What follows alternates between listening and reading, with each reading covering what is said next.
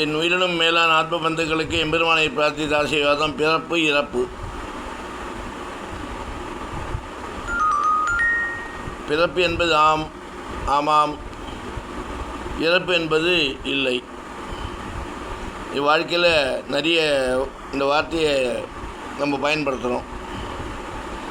ஆமாம்னு ஒன்று இருந்தால் இல்லைன்னு ஒன்று இருக்கணும்ல. அதனால் பிறப்புன்னு ஒன்று இருந்தால் இறப்புன்னு ஒன்று இருந்தே தீரும். இதுதான் வாழ்வியல், இதுதான்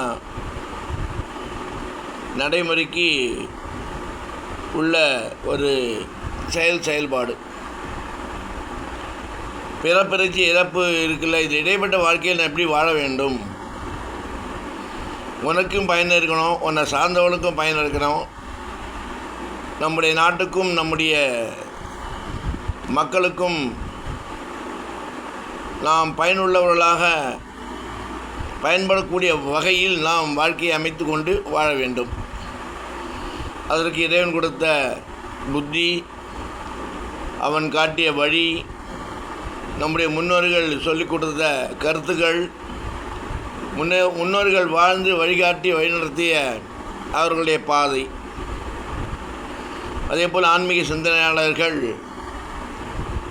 ஆன்மீகவாதிகள், சொற்பொழிவாளர்கள், ஞானிகள், சித்தர்கள், யோகிகள் அவர்கள் வாழ்க்கையை எப்படி வாழ்வது, எதற்காக நமக்கு இறைவன் பிறப்பு கொடுத்து நமக்கு இந்த ஒரு மகத்தான மனித பிறவி என்று சொல்லக்கூடிய உன்னத பிறவியை இந்த பாரத பூமியில், பாரத தேசத்தில் நாம் பிறந்து வாழ்கிறோம் என்றால் பெருமைப்பட வேண்டிய ஒன்று. இந்துக்களாக பிறந்து சனாதன தர்மத்தை நாம் கடைபிடித்து வாழ்கிறோம், வாழ வேண்டும், வாழ வைப்போம். நாமும் வாழ்வோம். நம்முடைய சமுதாயம், நம்முடைய மக்கள் நலமாக வளமாக வாழ வேண்டும். வாழ்விப்பதற்காகவே, வழிகாட்டுவதற்காகவே நம்முடைய முன்னோர்கள் இருந்து வழிகாட்டினார்கள். அந்த பாதையை நாம் பின்பற்றி நாமும் அதை செய்து மன அமைதியுடன் தெளிவாக வாழ வேண்டும்.